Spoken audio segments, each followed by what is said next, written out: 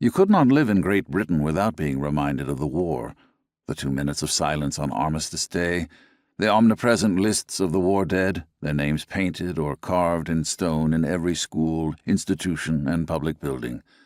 Monuments to the dead were in every city, town, and village, large and small. When I was a child, a small puppy was pinned to my coat or pullover every November 11th. My nanny explained its meaning to me so carefully and with such seriousness that I still wear one on that day some 83 years later. Perhaps ironically, the First World War is to a remarkable extent defined in our minds by its poetry. This is not unique, of course. Most of what we know about the Trojan War we get from reading the Iliad and the Odyssey.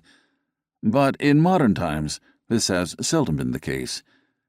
We live in an age when poetry no longer commands a wide readership or even much respect, and when poets are seldom celebrities. Footnote: Sylvia Plath is an exception, but it is as much her failed marriage, depression, and suicide that make her famous as her poetry, except perhaps for Daddy. End footnote.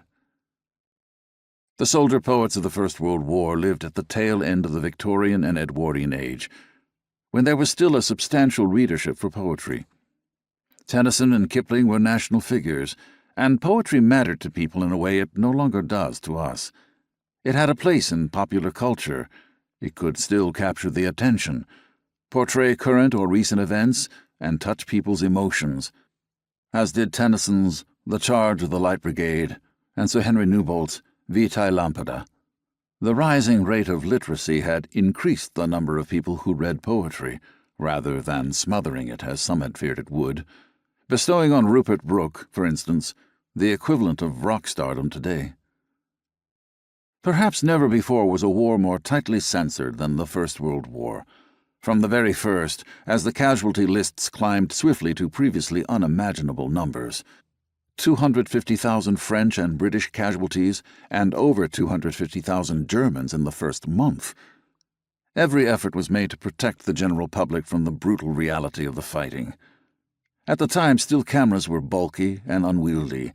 The first Leica would not go on sale until 1925, and motion picture cameras were even more so.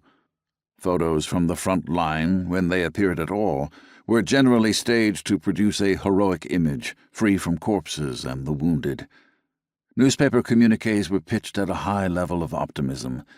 Mail from the front was even more strictly censored, which, when combined with the natural tendency of the British to play down the horror of war and keep smiling through, in the words of a popular song, effectively prevented the public from getting any sense that the war was descending into a bloody nightmare unparalleled in history. Curiously, the one thing that was not censored or repressed was poetry. Book and magazine publishers to a certain degree censored themselves for fear of being prosecuted under the Defense of the Realm Act, DORA, or of having their supply of paper cut off. The meteoric rise to fame of Rupert Brooke